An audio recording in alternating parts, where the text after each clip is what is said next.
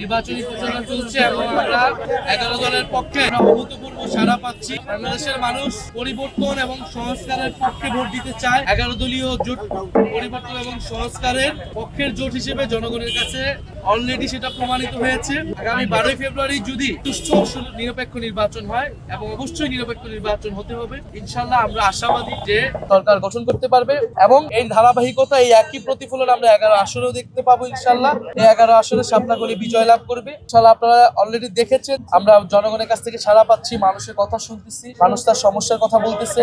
এবং বিপরীত দিকে আপনারা দেখবেন যারা অন্য জোট, তারা ঋণ খেলাপি, দ্বৈত নাগরিকত্ব, ভূমিদস্যু, চাঁদাবাজ, সন্ত্রাসী এই ধরনের লোকদেরকে নমিনেশন দিয়েছে। ফলে এটা আমাদের জন্য একটা দুঃখজনক। 5ই আগস্ট পরবর্তী আমরা একটা ভালো প্রতিদ্বন্দ্বীও পাচ্ছি না। একজন ভূমিদস্যুর সাথে অথবা একজন দ্বৈত নাগরিকত্বের সাথে এইরকম লোকদের সাথে আমাদেরকে প্রতিদ্বন্দ্বিতা করতে হচ্ছে। ইনশাল্লাহ 12ই ফেব্রুয়ারি জনগণ সেটা রায় দেবে। আমরা অলরেডি বলেছি এই নির্বাচনকে ঘিরে নানা দেশি বিদেশি ষড়যন্ত্র চলমান রয়েছে। আমাদের প্রতিবেশী দেশ থেকেও হস্তক্ষেপের চেষ্টা রয়েছে। এইখানে প্রশাসনকে যাতে নিরপেক্ষ না থাকে সেই ধরনের চেষ্টা রয়েছে। মিডিয়ার উপর একটা বড় চাপ রয়েছে, চাপ তৈরি করা হচ্ছে যাতে মিডিয়া শুধু একটি দলের কভারেজ দেয় এবং 12ই ফেব্রুয়ারি যদি ভোট কেন্দ্র দখল হয় এবং সেটাকে যাতে জনগণের সামনে না আসে, এটারও এক ধরনের প্রচেষ্টা রয়েছে। আমরা মনে করি সকল ষড়যন্ত্রের বিরুদ্ধে 12ই ফেব্রুয়ারি রায় হবে। আদালত কিন্তু বলে নাই যে অভিযোগটা আমরা করেছি সেই অভিযোগটা মিথ্যা। রিটটা খারিজ হয়েছে, যে এটা সময় পার হয়ে গিয়েছে, দেরি হয়েছে তারা মনে করতেছে, অথবা এটা নির্বাচন কমিশনের বিষয় ছিল। এই জায়গায় আমরা আপিল বিভাগে যাব।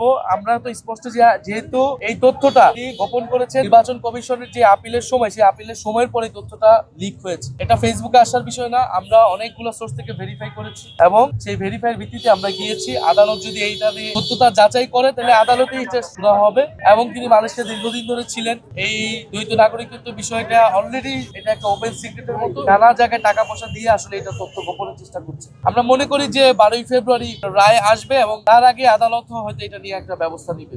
আপনি দেখবেন কয়েকদিন আগেই, প্রায় 2 সপ্তাহ আগেই, সেখানকার একজন কূটনৈতিক, বাংলাদেশের সাবেক হাই কমিশনার, ভারতীয় হাই কমিশনার, তিনি একটা উক্তি কমেন্ট করেছেন যে যদি এই 11 দলীয় ক্ষমতায় আসে সেটা কারচুপি ছাড়া সম্ভব না।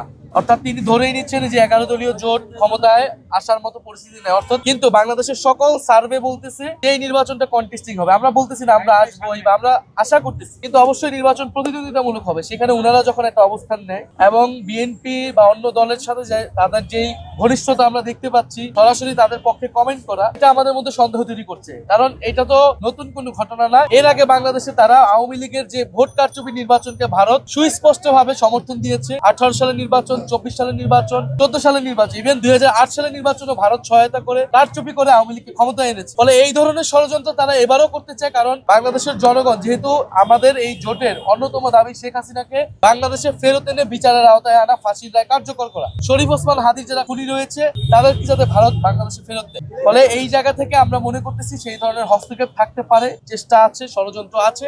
ইনশাল্লাহ বাংলাদেশের জনগণ, তরুণ সমাজ, আলেম সমাজ, বাংলাদেশের নারীরা, বাংলাদেশের আমাদের সংখ্যালঘু ভাই বোনেরা সবাই 12ই ফেব্রুয়ারি 11 দলীয় জোটের পক্ষে, শাপলাকলি দাঁড়িপাল্লার পক্ষে ভোট দিয়ে এই সকল ষড়যন্ত্রকে প্রতিহত করবে। ইনশাআল্লাহ। আসসালামু আলাইকুম।